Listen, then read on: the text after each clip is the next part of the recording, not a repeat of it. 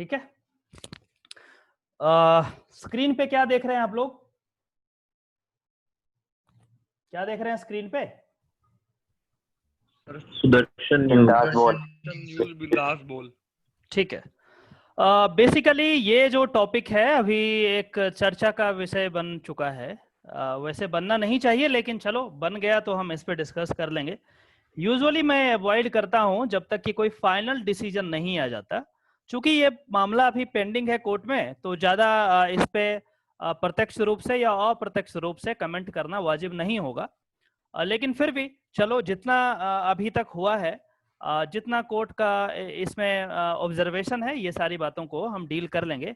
और बेसिकली हम ये समझने का प्रयास करेंगे कि आखिर ये पूरा का पूरा मुद्दा क्या है मुद्दा, आखिर ऐसा क्यों हो रहा है, क्यों यूपीएससी जिहाद की बातें हो रही है, और जो ये यूपीएससी जिहाद की बातें कर रहे हैं आखिर वो कौन है, इस तरीके से हम देखेंगे। लेकिन हमारा जो एनालिसिस होगा वो लॉ का होगा, जैसे इसमें से इस पार्टिकुलर टॉपिक में कौन कौन से ऐसे प्रोविजंस हैं कॉन्स्टिट्यूशन के या आईपीसी के या किसी दूसरे प्रोविजन हैं जो कि इसमें इन्वॉल्व है, हम उसको समझने का प्रयास करेंगे। और यदि आप समझ जाएंगे तो मुझे कुछ बोलने की जरूरत नहीं होगी, आप खुद अपने आप को समझा सकते हैं कि आखिर पूरा मामला क्या है, पूरा किस तरीके से चीजें चल रही है। ठीक है, तो मैं कोशिश करता हूं कि आपको एक ओवरव्यू दिया जाए, एक ऑथेंटिक लीगल ओवरव्यू दिया जाए। बाकी पॉलिटिक्स कुछ भी हो, कोई हिंदू मानने वाले हों, कोई मुस्लिम में हो, उससे फर्क नहीं पड़ता। मुझे याद है जब मैं कॉन्स्टिट्यूशनल लॉ की क्लास करता था यहाँ लॉ फैकल्टी में, तो मेरी जो पहली क्लास थी, आप लोग इतना लेट आ रहे हो, मेरी जो पहली क्लास थी उसमें जो टीचर हमें पढ़ाने आए थे उन्होंने कहा था, और यहाँ पे जब क्लासेस होती है तो बहुत रिगरस होती है, मतलब अच्छा लगता है आपको, बहुत सारे लोग होते हैं, और यहाँ पे 3 सेंटर है, तीनों में से कोई ऑब्जेक्शन नहीं है, किसी भी सेंटर का किसी के क्लास में जाकर के क्लास कर सकता है। ये बहुत अच्छी बात है, पूरे भारत में या पूरे विश्व में इस तरीके की चीजें आपको कहीं नहीं मिलेगी, क्योंकि तीनों फैकल्टी पास पास ही है। तो उन्होंने कहा था कि आप में से जितने लोग हैं जो कॉन्स्टिट्यूशनल लॉ की क्लास करने के लिए यहाँ आए हैं, मुझे नहीं पता कि आप कौन से सेंटर के हैं, चाहे आप सीएलसी के हों, चाहे LC1 के हों या LC2 को हों, डजंट मैटर, उससे फर्क नहीं पड़ता। फर्क ये पड़ता है, इस बात से फर्क पड़ता है कि आप कॉन्स्टिट्यूशनल लॉ पढ़ने के लिए आए हैं। जब आप कॉन्स्टिट्यूशनल लॉ पढ़ेंगे तब आप किस कास्ट से हैं, किस रिलीजन से हैं, क्या आपका स्टेटस है, सोशल स्टेटस क्या है, अमीर हैं, गरीब हैं, मर्सिडीज से आए हैं, ऑडी से आए हैं या साइकिल से आए हैं, डजंट मैटर, इसको बाहर निकाल के फेंक दीजिए। अदरवाइज प्रॉब्लम ये होगा कि बाकी सारी चीजें आप कर लेंगे लेकिन कॉन्स्टिट्यूशनल लॉ समझ में नहीं आएगा। वो बात मुझे आज भी याद आती है, उस समय शायद उसको मैं ढंग से नहीं समझ पाया कि आखिर ये कॉन्स्टिट्यूशनल लॉ का इससे क्या रिलेशन है, लेकिन इसका बहुत जबरदस्त रिलेशन है। इसीलिए जब भी आप कुछ लॉ की बात करते हैं तो इस बात का बहुत विशेष ध्यान रखा जाए कि इसमें कम्युनल पॉलिटिक्स और रिलीजन, ये सारी चीज आप साइड करके सिर्फ कॉन्स्टिट्यूशनल लॉ को देखिए कि आखिर इसमें क्या है। चलिए हम इसको देखते हैं कि सुदर्शन न्यूज ये क्या है और क्या मामला है पूरा। देखिए, एक न्यूज चैनल है सुदर्शन न्यूज, जैसे बहुत सारे न्यूज चैनल होते हैं वैसे ही एक चैनल है सुदर्शन न्यूज। उन्होंने एक एपिसोड चला रखा है, आप में से किसी का माइक ऑन है, आप उसको ऑफ कर दीजिए। आप में से किसी का माइक ऑन है उसे ऑफ कर दीजिए ताकि डिस्टरबेंस नहीं हो दूसरे को। ठीक है, ये जो सुदर्शन न्यूज है, बेसिकली ये एक एपिसोड इन्होंने चलाया है, एक प्रोग्राम चलाया है जिसका नाम है बिंदास बोल। और इस बिंदास बोल में कहते हैं कि ये जो यूपीएससी की संस्था है, ये जो यूपीएससी क्रैक करने के बाद लोग सिविल सर्विस में जाते हैं, आईएएस आईपीएस आईएफएस बनते हैं, इस पार्टिकुलर संस्था में मुस्लिम लोग ज्यादा आ रहे हैं। चलो ये बात समझ में आता है कि एक कहने का एक बात है, चलो ठीक है मुस्लिम लोग ज्यादा आ रहे हैं, लेकिन इन्होंने इसको इस तरीके से नहीं कहा। इन्होंने कहा कि आप यदि सोचिए कि आपके ऊपर जो डीएम है, आपके डिस्ट्रिक्ट में जो डीएम है, जो आईपीएस ऑफिसर, जो एसपी है, जो एसएसपी है, वो यदि जामिया मिलिया इस्लामिया से पढ़ा हो तो सोचिए क्या होने वाला है आपको। एक तरीके से पूरे सोसाइटी में एक दहशत का माहौल क्रिएट करना ये चाह रहे हैं, जैसा कि मुझे लग रहा है। और ये कहते हैं कि यदि जामिया से पढ़ा होगा तो समझिए कि आप क्या करेंगे, किसके पास जाएंगे न्याय के लिए। मतलब ये उम्मीद कर रहे हैं कि जामिया से पढ़ा हुआ जो व्यक्ति है वो बेकार है, वो यूपीएससी में नहीं आना चाहिए। कुछ इस तरीके की बात ये शायद करने की कोशिश कर रहे हैं, ठीक है। तो इन्होंने कहा चलो ठीक है, और इसके बाद इन्होंने बहुत सारे एपिसोड्स बनाए, और उसके बाद ये बात जो है चैलेंज कर दिया गया कोर्ट में। पहले दिल्ली कोर्ट में, दिल्ली हाई कोर्ट में हुआ चैलेंज, और अब माननीय सर्वोच्च न्यायालय में अभी विचाराधीन है, ये मामला इसमें चल रहा है, ठीक है। तो चलिए हम इस पे बात करेंगे बाद में, लेकिन पहले हम कुछ आंकड़े की बात करते हैं, कुछ स्टैटिस्टिक्स की बात करते हैं कि आखिर क्या है स्टैटिस्टिक्स। अब 2009 में यदि हम देखते हैं, 2009 में साफ फैसल, ये कश्मीर के हैं, JNK, अभी हाल फिलहाल इन्होंने रेजिग्नेशन रिजाइन किया और उसके बाद पॉलिटिक्स में भी ज्वाइन किए, फिर पॉलिटिकल पार्टी भी छोड़ दिया, खैर उसको छोड़िए। 2009 में साफ फैसल ने टॉप किया था पूरे भारत में, मुस्लिम है कोई बात नहीं। 2011 की बात करते हैं, 31 मुस्लिम, 2012 में 30, 2013 में 34, 2014 में से 38, 15 में 36, 16 में 50 और 2018 में 43 जामिया मिलिया इस्लामिया से थे, जिसमें जामिया मिलिया इस्लामिया एक अलग तरीके से कोचिंग चलाता है, ये यूनिवर्सिटी, वैसे बच्चों के लिए जो सिविल सर्विस का प्रिपरेशन करते हैं। इसमें से 43 स्टूडेंट्स इन्होंने क्रैक किया यूपीएससी, और 2019 में 30 हैं, इसमें से हिंदू और मुस्लिम दोनों हैं, क्योंकि ये जो डेटा दिया गया है वो यूनिवर्सिटी की तरफ से दिया गया है, और इसमें से दोनों हैं।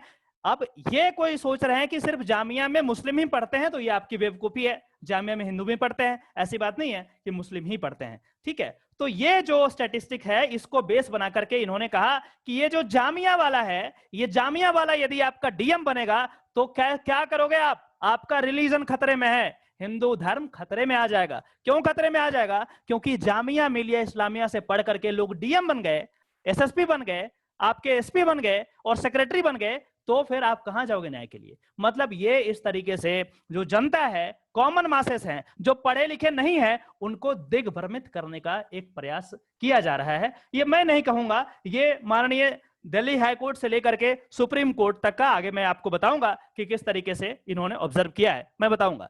तो ये है क्वेश्चन, सबसे बड़ा ये था इनका। यदि वो ढंग से बोल देते कि ये डेटा के अकॉर्डिंग, तो बात समझ में आता। ये कह रहे हैं कि what will happen if the top IAS IPS officer will be from Jamia Millia Islamia, तब क्या करेंगे?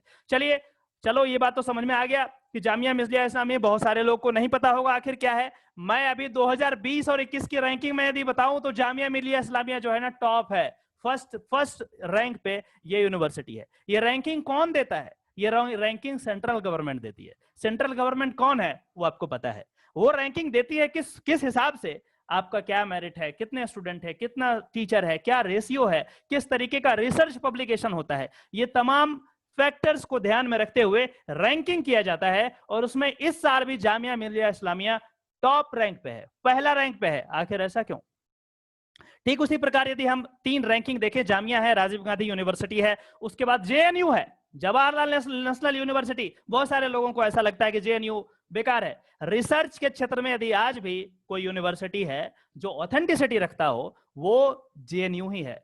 इतना बढ़िया रिसर्च यहाँ होता है। बाकी इसको कम्युनल कर दें, कम्युनल पॉलिटिक्स से जोड़ दें, वो अलग बात है, मैं उस पर बात नहीं करने जा रहा हूं। मैं आज कुछ लीगल बातें आपको बताऊंगा कि किस तरीके से चीजें होती है। तो मतलब आप देखिए, कंट्राडिक्शन देखिए, लेकिन ये बात तो आप समझ पाएंगे, लेकिन जो लोग कॉमन मासेस हैं उनको समझ में नहीं आएगा, क्योंकि वो तो वही जानेंगे जो टीवी पे देखेंगे। टीवी पे दिखाया कि डीएम जो है जामिया से पढ़ के आ रहा, तो मतलब अब मुस्लिम लोग बढ़ रहे हैं, कुछ इस तरीके की बातें होगी। लेकिन हमारे और आपके बीच में इस तरीके की चीजें शायद ही हो, क्योंकि हम लोग देख रहे हैं कि वही गवर्नमेंट जो रैंकिंग जामिया मिलिया इस्लामिया को फर्स्ट रैंक पे बताता है, और एट द सेम टाइम एक ऐसा न्यूज चैनल है जो ये बताता है कि यहाँ से पढ़ के लोग आएंगे तो कैसे होगा। तो खैर, ये रैंकिंग की बात हो गई।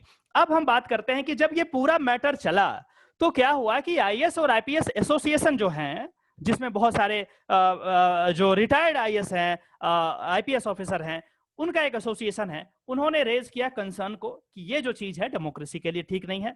इस तरीके का एपिसोड बिल्कुल नहीं होना चाहिए, जिसमें एक पार्टिकुलर कम्युनिटी को आप क्या कर रहे हैं, स्ट्राइक कर रहे हैं, उनको फोकस कर रहे हैं, उनको आप उनके इमेज को टार्निश करने का प्रयास कर रहे हैं, और इसीलिए इस तरीके की चीजें नहीं होनी चाहिए।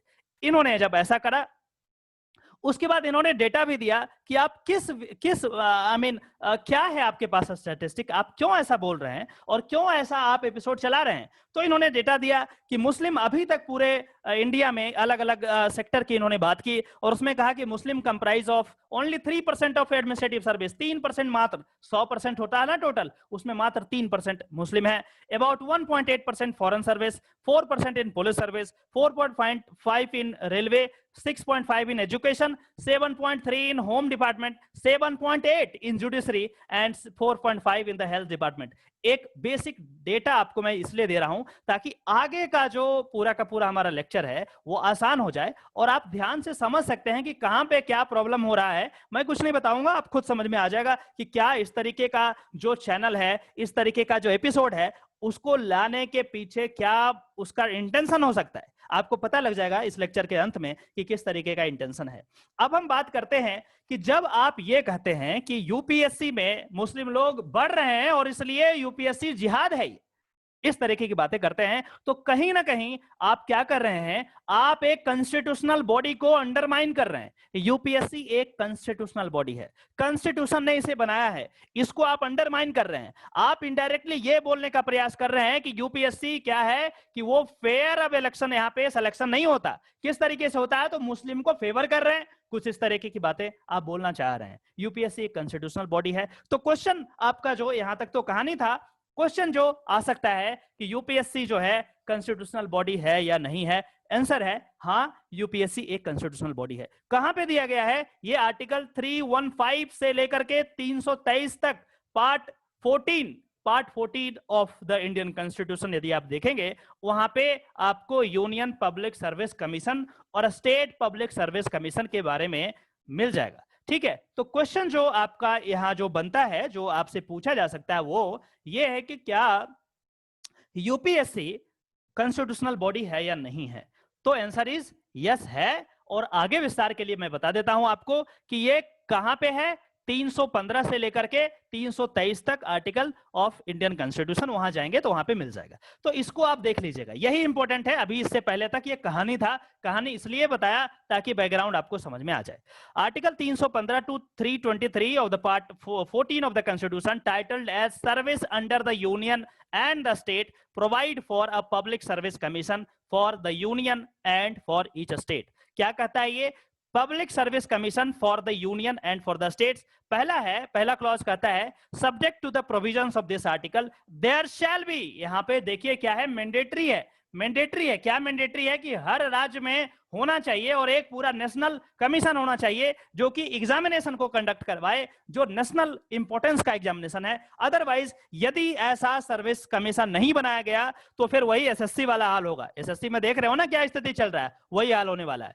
तो there shall be a public service commission for the union, यही है ना, there shall be public service commission for the union, इसी को बोलते हैं ना यूपीएससी, है ना, यूनियन पब्लिक सर्विस कमीशन। ठीक है, and a public service commission for each state, हर एक राज्य के लिए भी स्टेट पब्लिक सर्विस कमीशन होता है। तो यूपीएससी भी होना चाहिए और क्या होना चाहिए, स्टेट पब्लिक सर्विस कमीशन, ये भी दोनों होना चाहिए। ये कहां पे लिखा गया है, ये आपका 315 में लिखा हुआ है। ठीक, उसके आगे यदि हम बढ़ते हैं तो कहता है कि 2 और more states may agree that there shall be one public service commission for that group of state and if resolution to that effect is passed by the house where there are 2 houses by each house of the legislature of each of the state, parliament may by law provide for the appointment of joint state public service commission। कहता है कि यदि दो या दो राज्य से ज्यादा यदि चाहें कि एक कॉमन पब्लिक सर्विस कमीशन उनका हो तो वो अपने लेजिस्लेचर से पास कर सकते हैं और फिर पार्लियामेंट उसको मुहर लगा सकती है, एग्री हो सकती है। मतलब फिलहाल तो हम ये समझने का प्रयास कर रहे हैं कि यूपीएससी एक कॉन्स्टिट्यूशनल बॉडी है और इस तरीके का डायरेक्टली या इनडायरेक्टली किसी भी तरीके का ये कहना कि यूपीएससी में जिहाद हो रहा है, ये इसके ऑथेंटिसिटी पे एक क्या है, एक काला धब्बा हम पुट कर रहे हैं। हम ये कहने का प्रयास कर रहे हैं कि यूपीएससी जो है ना सही तरीके से फेयर सिलेक्शन नहीं कर रही है, मुस्लिमों को फेवर कर रही है। तो कहीं ना कहीं हम अपने कॉन्स्टिट्यूशनल बॉडी पे एक तरीके का क्या कर रहे हैं, एक तरीके का हम उस पर लांछन लगा रहे हैं विदाउट एनी स्टैटिस्टिक्स, कुछ भी नहीं हमारे पास। आप जानते हैं कि यूपीएससी में एग्जामिनेशन निकालना कितना कठिन होता है, कितना पढ़ने के बाद, कितना सिलेबस करने के बाद यहाँ पे एंट्री होता है। ऐसा नहीं कि आदमी आपका चेहरा देख करके यहाँ पे सिलेक्शन होगा, नहीं हो सकता। किसी और दूसरे एग्जाम में हो सकता है, यूपीएससी में नहीं हो सकता। आप क्लियर कर लीजिए इस बात को, चाहे कुछ भी हो जाए, किसी भी कीमत पे नहीं हो सकता। ठीक है, तो ये सारी बातें हैं। आपको अभी के लिए जो इंपॉर्टेंट था कि यूपीएससी एक कॉन्स्टिट्यूशनल बॉडी है, हम इसको देख लिए। अब जब ये सारा चीज हुआ तो फिर क्या हुआ कि the question raise doubt on the premier institution, ये सारी बातें मैंने आपको बता दी। जब ये सब कंडीशन हुआ तो मामला कोर्ट में गया कि यदि आप इस तरीके से कुछ भी बोल देंगे, किसी भी इंस्टीट्यूशन के खिलाफ कुछ भी बोल देंगे, किसी पार्टिकुलर कम्युनिटी को आप टारगेट करेंगे, तो फिर देश का डेमोक्रेसी ज्यादा दिन नहीं चलने वाला। ये कोलैप्स कर जाएगा, टूट जाएगा, बिखर जाएगा और बर्बाद हो जाएगा और आप देखते रह जाएंगे। आपको क्या है, आपने चैनल चला दिया, शो चला दिया, अरे भाई पूरा डेमोक्रेसी खतरा आ जाएगा, ये पूरा एक कोलैप्स कर सकता है इस तरीके की चीजें से। आप चलाते रहोगे, कोई कुछ बोलने वाला नहीं है। तो सामने वाले जो सुदर्शन महाराज थे, सुदर्शन टीवी वाले, वो कहते हैं जी ये मेरा फंडामेंटल राइट है। अब देखिए उनका आर्गुमेंट को समझिए। वो कहते हैं कि वो ये जो चीज है एक्सप्रेस करना, ये कहते हैं कि मेरा फंडामेंटल राइट है। फंडामेंटल राइट कैसे हो गया? तो कहते हैं कि आर्टिकल 19 में मुझे फंडामेंटल राइट दिया गया है इसी कॉन्स्टिट्यूशन के द्वारा, जो कहता है कि आप कुछ भी बोल सकते हो किसी के खिलाफ। ठीक है, लेकिन वो ये चीज भूल गए या फिर उन्हें समझ में नहीं आया कि आखिर आर्टिकल 19 क्या है। मैं इस लेक्चर में आर्टिकल 19 क्या है इसके बारे में भी आपको बहुत अच्छे तरीके से बताऊंगा। जो भी आर्टिकल 19 पूरा तो नहीं बता पाऊंगा, लेकिन पूरा जो आर्टिकल इसमें रेलेवेंट है हम उसकी बात करेंगे। और बाकी जब एडवांसमेंट हम पढ़ाएंगे, एडवांस लेवल पे आपको कॉन्स्टिट्यूशनल लॉ, वहां पे मैं पूरा अच्छे से आर्टिकल के बारे में मैं बात करूंगा। तो जब ये सारा चीज हुआ, ऑनरेबल हाई कोर्ट में मामला गया कि इस तरीके का, इस पे स्टे लगा देना चाहिए, स्टे लगा देना चाहिए, इसको रोक देना चाहिए, ये जो प्रोग्राम चलने वाला है इसको रोक देना चाहिए। अब कोर्ट के पास ये ऑप्शन है कि प्रोग्राम को चलने दिया जाए और चलने के बाद यदि प्रॉब्लम होता है उसके बाद कोर्ट में यदि जाएंगे तब रोकेगा, तब उसको खत्म करेगा, उसको बैन करेगा।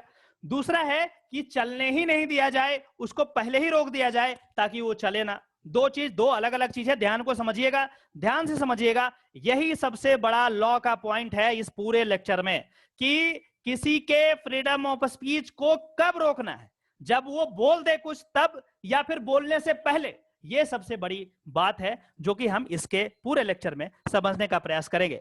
ये जो है दिल्ली हाई कोर्ट, ये इसको स्टे करने से मना कर दिया और ये जो सेंट्रल गवर्नमेंट को नोटिस जारी किया कि आप जो है बताइए, सेंट्रल गवर्नमेंट के जितने भी स्टेक होल्डर्स हैं, आप बताइए कि इस पे क्या करना चाहिए, आपका क्या मत है, उसके अकॉर्डिंग हम डिसीजन लेंगे। मामला सुप्रीम कोर्ट में चला गया। सुप्रीम कोर्ट ने भी पहले यही किया कि उन्होंने सारे लोगों को, जो स्टेक होल्डर्स हैं, उनको नोटिस दे दिया कि आप लोग आइए और मुझे बताइए कि किस तरीके की चीजें यहाँ पे आपका क्या कहना है, सेंट्रल गवर्नमेंट क्या कर रही है। क्योंकि कोर्ट तो एक पिलर है ना, इसके अलावा और भी पार्लियामेंट है, एग्जीक्यूटिव है। दोनों यदि निकम्मा हो जाए तो देश को क्या सिर्फ कोर्ट चलाएगा? नहीं हो सकता। तीनों की जिम्मेदारी होनी चाहिए, तीनों एक दूसरे को बैलेंस करके चलेगा। और इस तरीके की चीजें यदि होगी तो कैसे काम चलेगा।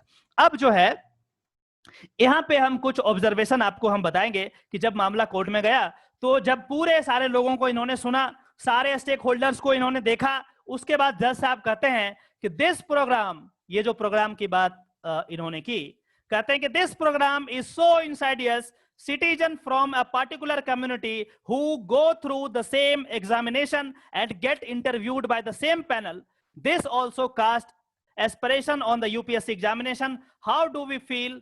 How do we deal with these issues? Can this be tolerated? अब जस्टिस चंद्रचूड़ साहब कर रहे हैं कि ये वैसा एग्जामिनेशन है जिसमें सेम पैटर्न है, सेम क्वेश्चन है, सेम तरीके का उसका चेक किया जाता है, उसके बाद इंटरव्यू होता है और सेम तरीके से एकदम बिल्कुल इक्वालिटी को ध्यान में रखते हुए यदि रिजल्ट आता है और उसके बाद भी यदि कहते हैं तो ये एक तरीके का बहुत ही बेकार चीज है। और इस तरीके की चीज वो क्वेश्चन पूछ रहे हैं अपने जो भी वहां पे और भी स्टेक होल्डर्स थे कि क्या इस तरीके की चीजें टॉलरेट करने लायक है या नहीं है। ये तो पूरा का पूरा यूपीएससी जैसे संस्था को बदनाम कर दिया, मिट्टी में मिला दिया।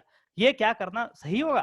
फिर आगे कहते हैं, ये ऑब्जर्वेशन मैं बता रहा हूं, मैं ऑब्जर्वेशन बता रहा हूं, मैं अपना कोई कमेंट नहीं कर पाऊंगा क्योंकि अभी ये मामला विचाराधीन है, करना उचित नहीं होगा, ये तर्कसंगत नहीं है, लीगल नहीं है। तो इसीलिए मैं सिर्फ ऑब्जर्वेशन को बता रहा हूं कि आखिर जजेस ने क्या ऑब्जर्व किया इसमें। उसके बाद कहते हैं, how rabid can it gate, rabid मतलब होता है पागलपन, क्रेजीनेस होता है ना, क्रेजी हो गए, पागल हो गए, धतुरा खा लिए, कुछ इस तरीके की बातें होती है, ठीक है। How rabid can it get targeting a community who are appearing for civil services, मतलब कितना पागलपन है इस तरीके का कि आप क्या कर रहे हैं। फिर आगे बढ़ते हैं, दूसरे जज के बारे में भी हम देखेंगे कि दूसरे जज क्या कहते हैं। ये तो जस्टिस चंद्रचूड़ का ये चीज था, ठीक है। अब देखिए क्या कहते हैं, we expect some restraint from your client. जब उनके वकील साहब, मतलब जो सुदर्शन न्यूज वाला है, उनके वकील साहब बोले कि नहीं नहीं ये तो फंडामेंटल राइट है जी, फंडामेंटल राइट में हम बोल रहे हैं किसी के खिलाफ, तो क्या प्रॉब्लम है आपको? आप थोड़ी ना ऑर्डर पास कर सकते हैं, आप थोड़ी ना बता सकते हैं हमें कि हमें क्या बोलना चाहिए क्या नहीं बोलना चाहिए। तो मुझे बोलने दीजिए, क्या फर्क पड़ता है यदि वो चीज सही है। और उनके लॉयर जो है सुदर्शन के, वो कह रहे हैं कि इस तरीके का रिसर्च पाया गया कि इलीगल फंडिंग होती है, कहीं से दूसरे देश से पैसा आ रहा है और उस पैसे से इन्होंने क्या कर दिया, कोचिंग इंस्टीट्यूट खोल दिया कुछ इस तरीके का, और मुस्लिम को पढ़ा रहे हैं, इस तरीके की बात इन्होंने पूरा मतलब एक तरीके से ओवरव्यू बनाने की कोशिश की। ऑब्वियस सी बात है, करना पड़ेगा, अदरवाइज कोई ऑप्शन नहीं है, कोर्ट है यहाँ पे, ज्यादा वो नहीं करेंगे आप तो फिर दिक्कत हो जाएगा। तो इसमें जस्टिस चंद्रचूड़ कहते हैं कि उससे फर्क नहीं पड़ता, आपका क्या है इंटेंशन, कहां से पैसा आ रहा नहीं आ रहा वो आप दिखाइए ना, आप इस तरीके की चीज क्यों कर रहे हैं, किसी पार्टिकुलर कम्युनिटी को क्यों बदनाम कर रहे हैं। चलिए आगे देखते हैं क्या कर रहे हैं। We expect some restraint from your client. ये लॉयर साहब को कहते हैं कि आपका जो क्लाइंट है सुदर्शन ना, उसको थोड़ा रिस्ट्रेन करने के लिए हम ये चाहते हैं कि वो रिस्ट्रेन करे। क्या है, will undoubtedly give you time, हम कुछ टाइम देंगे आपको, ये जो कर रहे हैं आप विचार कीजिए दोबारा, और यदि जरूरत पड़े तो इसमें जो चीज गलत है, जो चीज को आपने गलत रिप्रेजेंट किया है, जो चीज को आपने एक कम्युनल फैक्टर दिया है, उसको हटा दीजिए, बाकी आप चलाइए, मैं आपको नहीं रोकूंगा। अब देखिए क्या कहते हैं कि योर क्लाइंट, ये सुदर्शन न्यूज के बारे में ऑब्जर्वेशन है जस्टिस चंद्रचूड़ का, क्या कहते हैं जस्टिस साहब, your client is doing a disservice to the nation.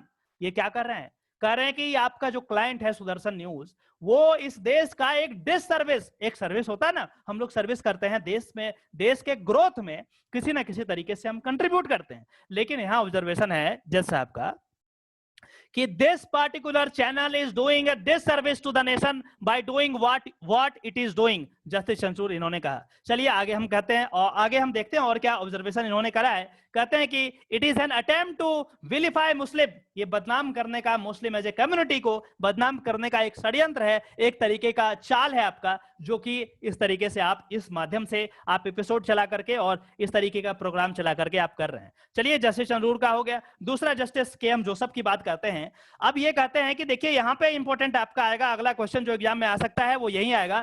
कहते हैं कि नो फ्रीडम इज एब्सोल्यूट, किसी भी तरीके का फ्रीडम, जो तब से आप चिल्ला रहे हैं कि ये फंडामेंटल राइट है आपका, क्योंकि आपका आर्टिकल 19 में ये चीज दिया गया है कि आप किसी को कुछ भी बोल सकते हैं, और तब से आप ये डिफेंस ले रहे हैं कि ये आर्टिकल 19 से प्रोटेक्टेड है, इसीलिए सुदर्शन वाले ने ऐसा चला दिया। तो यहाँ पे जस्टिस के.एम. जोसेफ कहते हैं कि this freedom what you are talking about article 19, this is not absolute. ये एब्सोल्यूट नहीं है कि जो मर्जी आएगा वो कर लोगे आप, नो, ऐसा नहीं हो सकता। क्या कहते हैं, no freedom is absolute, not even journalistic freedom, जो जर्नलिज्म आप उसके आड़ में ये कर रहे हो ना, ये भी फ्रीडम एब्सोल्यूट नहीं है, ये रिस्ट्रिक्शंस हैं। तब हम जाकर के आर्टिकल 19(1)(a) को समझेंगे कि किस तरीके से ये फ्रीडम देता है, ग्रांट करता है, और किस तरीके से इसमें हम रिस्ट्रिक्शंस लगाते हैं। यहां तक बात समझ में आ गई तो बताइए, अदरवाइज कोई कंफ्यूजन है तो भी बताइए। समझ आ गया सर। क्लियर है? कोई डाउट कुछ उस तरीके का कुछ बात हो? क्या डाउट है? नहीं सर, अच्छे समझ में आ गया। एक एक करके बताइए। अभी तक सारी चीजें क्लियर है, तो सब समझाया। ओके ठीक है।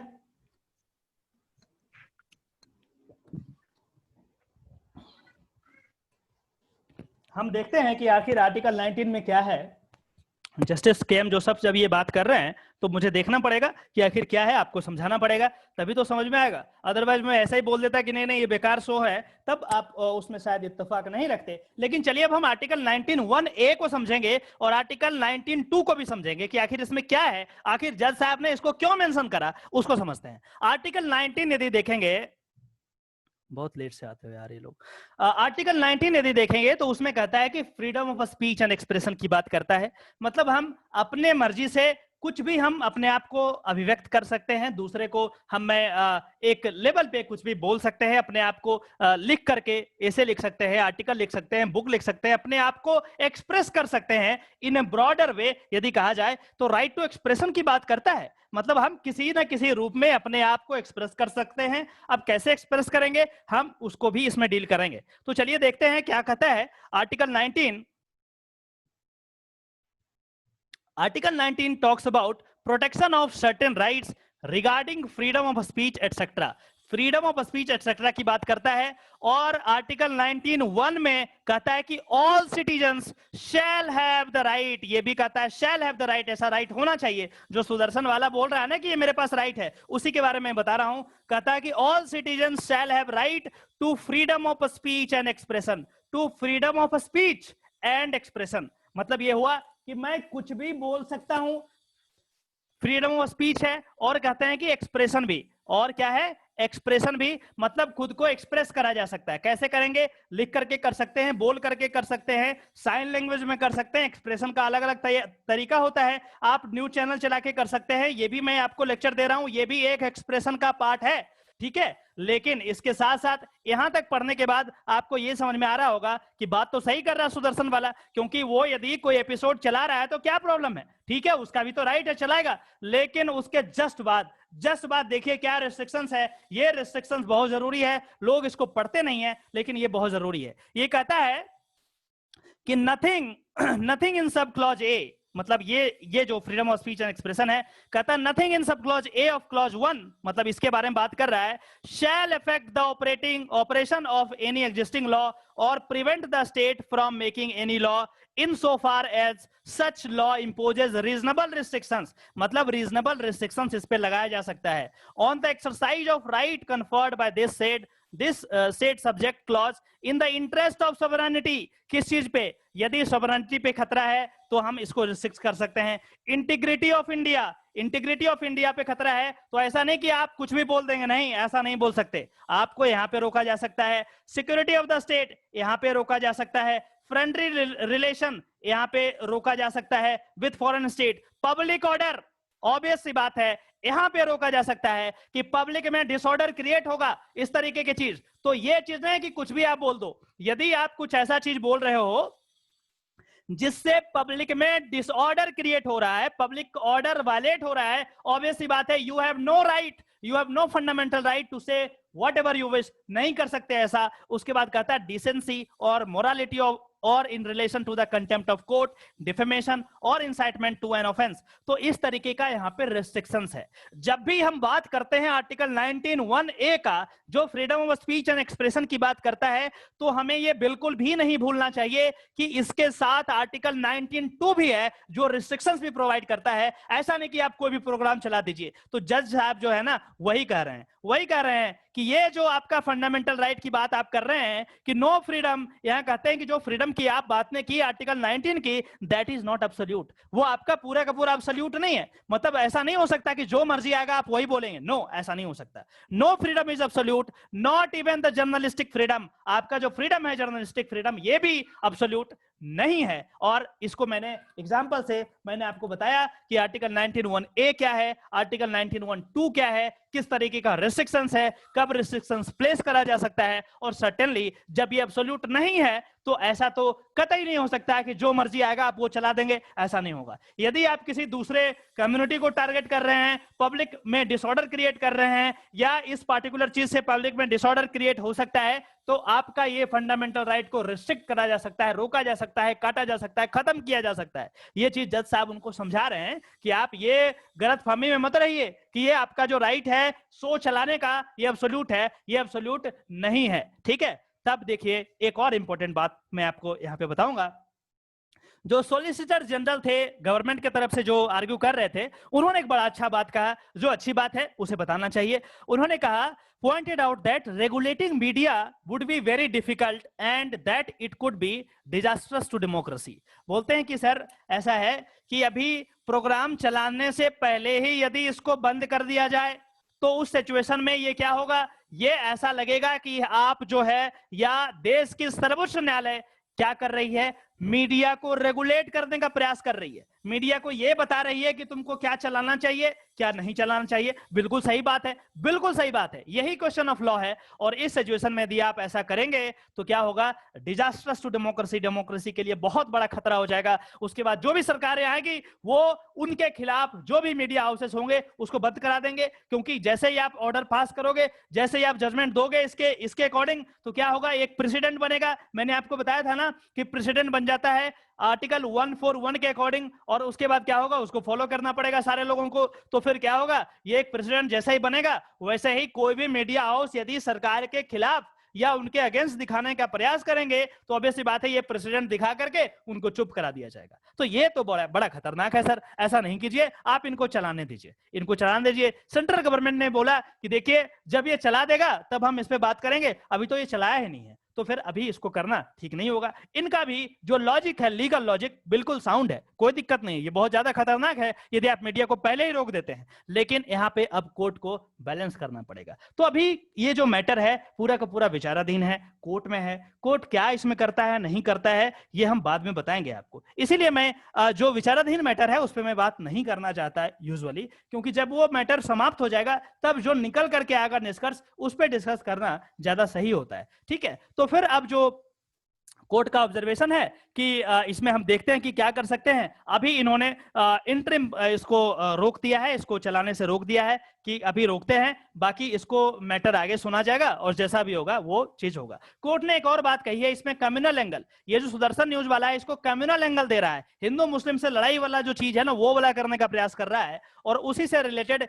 एक section 153A of the Indian penal code है जिसमें कहता है कि promoting enmity between different groups or on grounds of religion, race, place of birth, residence, language etcetera, यहाँ पे रिलीजन के बेसिस पे हो रहा है। और ये चीज जाकर के आप ये वाला यहाँ तक पढ़ लीजिएगा, बाकी ज्यादा इंपॉर्टेंट ऐसा नहीं है, बाद में जब ये खत्म हो जाएगा मैटर तब हम इस पे जरूर बात करेंगे। कहता है कि whoever by words spoken, either spoken or written or by sign or by visible representation, तो यहाँ पे शो जो है यहाँ पे आ जाएगा visible representation, or otherwise promotes or attempt to promote on grounds of religion, यहाँ पे आ जाएगा race, place of birth, residence, language, caste etc. ये जो है डिसहार्मोनी, क्या कर रहा है, डिसहार्मोनी और फीलिंग्स ऑफ एनिमिटी, दुश्मनी पैदा करना चाह रहा है, हेट्रेड और ill will between different groups, racial, language और रीजनल ग्रुप्स और कास्ट एटसेट्रा। तो उसके बाद ये सारा पनिशमेंट वगैरह की बात ये करता है। तो अब ऐसी बात है ये भी इसके दायरे में है, इस पे भी चर्चा जरूर court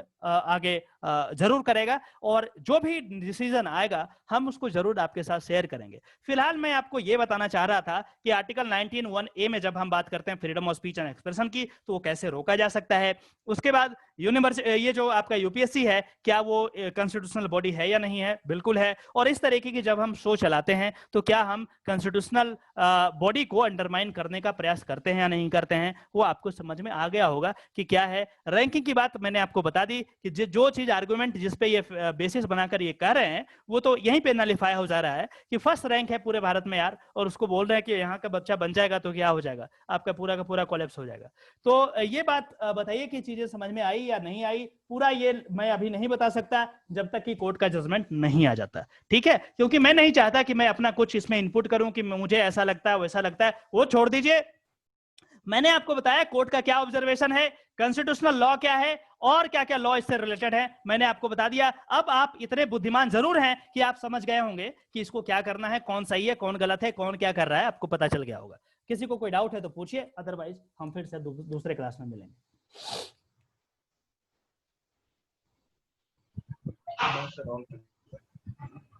all clear? Yes sir. ऐसा कैसे हो सकता है यार, कुछ तो डाउट होगा, मतलब इतना आधा घंटा में बोल दिया और कोई डाउट ही नहीं आपको? नहीं सर, नहीं आया सर, डाउट नहीं आया। क्लियर कर दिया आपने सर। बड़ा विचित्र बात करते हो यार, ऐसे कैसे काम चलेगा? सर मेरा एक क्वेश्चन है यहाँ पे। हाँ बताइए बताइए, जल्दी बताइए।